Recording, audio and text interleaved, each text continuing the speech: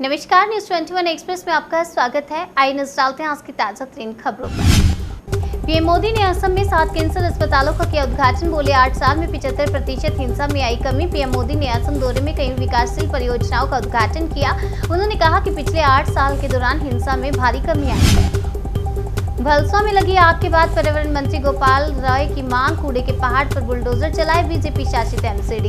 पर्यावरण मंत्री गोपाल राय ने कहा कि बीजेपी शासित नगर निगमों को दिल्ली में कूड़े के पहाड़ों को साफ करने के लिए बुलडोजर का इस्तेमाल करना चाहिए। जेल में बंद नवनीत राणा की रिहाई के लिए बेटी ने किया हनुमान चालीसा का पाठ, कहा जल्दी उन्हें छोड़ दिया जाए। अमरावती से निर्दलीय सांसद नवनीत राणा और विधायक रवि राणा की 8 साल की बेटी ने अपने माता पिता की रिहाई के लिए हनुमान चालीसा का पाठ किया। जम्मू कश्मीर को दहलाने की साजिश, सड़क किनारे रखा गया आईईडी विस्फोट को जम्मू श्रीनगर हाईवे के किनारे पर एक बैग में रखा गया था। शुरुआती जांच में पता चला है कि एक विस्फोट स्टिकी बम हो सकता है। इस विस्फोट में टाइमर फिट बताया जा रहा है। अयोध्या में माहौल बिगाड़ने की कोशिश, 2 मस्जिदों के बाहर गेट पर फेंके गए आपत्तिजनक शब्द लिखे कागज। अयोध्या में माहौल खराब करने की कोशिश की गई है। क्षेत्र में 2 मस्जिदों के गेट पर अपशब्द लिखे कागज फेंकने का मामला सामने आया है। पुलिस मामले की जाँच में जुट गई है। गाजियाबाद में अवैध कब्जे पर चला प्रशासन का बुलडोजर, करोड़ों रुपए की जमीन से अवैध निर्माण हटाया गया। एसडीएम ने बताया पहले ही इन मकानों को नोटिस दे चुके थे। उस्मान और उसके 2 भाइयों पर पहले से ही मुकदमा दर्ज है। अवैध निर्माण पर लगातार कार्यवाही जारी है। अत्याधुनिक सुविधाओं से लैस काशी का नमो घाट बनकर हुआ तैयार। पीएम मोदी जल्द करेंगे उद्घाटन। पीएम मोदी का ड्रीम प्रोजेक्ट नमो घाट बनकर लगभग तैयार हो गया है। पीएम जल्द ही इस घाट का उद्घाटन करेंगे। दिल्ली सरकार का एक्शन, नॉर्थ एमसीडी पर लगाया 50 लाख का फाइन। भलसवा लैंडफिल साइट पर आग के मामले में दिल्ली सरकार ने एक्शन लिया है। सरकार ने नॉर्थ एमसीडी पर 50 लाख रुपए का जुर्माना लगाया है। विधानसभा में नेता प्रतिपक्ष पद से कमलनाथ ने दिया इस्तीफा। मध्य प्रदेश में विधानसभा में नेता प्रतिपक्ष कमलनाथ ने पद से इस्तीफा दे दिया है। हेमंत सोरेन के लिए मुसीबत बन गया है जमीन का जिन। सरकार को हटाने के लिए बीजेपी ने बनाया प्लान। बीजेपी इस मामले को लेकर अब सड़क पर उतर गई है। विरोध प्रदर्शन से लेकर राज्यपाल को रिपोर्ट सौंप दी गई है। राज्यपाल फिर रिपोर्ट प्रधानमंत्री और गृह मंत्री तक पहुंचा दी है।